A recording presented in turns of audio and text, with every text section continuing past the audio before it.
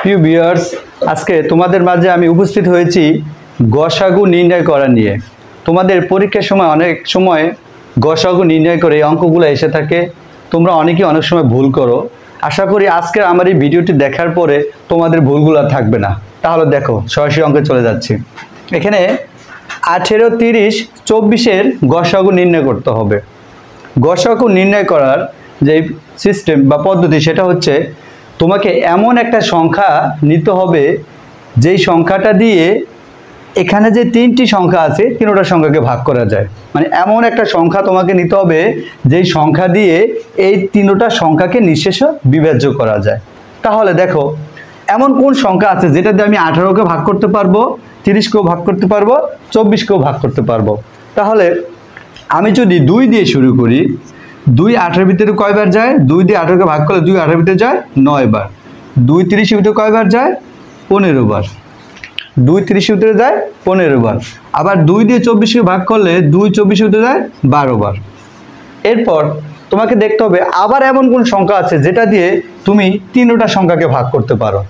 দেখো, তাহলে যদি আমি এখন 3 দিয়ে ভাগ করি, হ্যাঁ 3 দিয়ে ভাগ করলে, 3 দিয়ে 9কে ভাগ করলে 3 9-এর ভিতরে যায় 3 বার, 3 15-এর ভিতরে যায় 5 বার, 3 12-এর ভিতরে যায় 4 বার। আচ্ছা, এরপর দেখতে হবে আর কোনো সংখ্যা দিয়ে ভাগ করা যায় কিনা।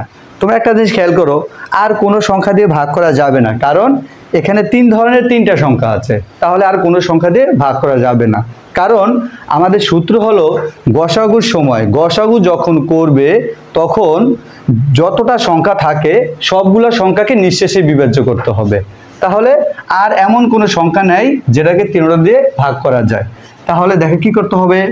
তবে আরেকটা জিনিস খেয়াল করো, লসাগুর সময় আমরা এই সবগুলো সংখ্যা গুণ করি, কিন্তু গসাগুর সময় তোমাদের যে কাজটা হবে সেটা হচ্ছে পাশের যেই অঙ্কগুলো থাকে শুধু এই অঙ্কগুলোকে তোমার গুণ করতে হবে। তার মানে নিচেরগুলো তোমাদের নেওয়ার কোনো প্রয়োজন নেই।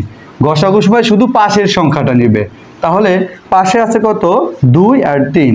তাহলে 2 আর 3-এর যদি আমরা এখন গুণ করি, 3 দুগুণে কত হয়? 6। 3 দুগুণে কত? 6। তাহলে এই হচ্ছে 18, 30, 24-এর গসাগু। সুতরাং নির্ণেয় গসাগু শূন্য। তোমাদের অবশ্যই খেয়াল রাখতে হবে, গসাগুর সময় শুধু পাশের অঙ্কগুলোকে গুণ করতে হবে, আর লসাগুর সময় সবগুলো অঙ্ককে গুণ করতে হবে। আশা করি আজকের এই ভিডিওটা দেখার পর তোমাদের এই সমস্যাটা থাকবে না। ধন্যবাদ সবাইকে।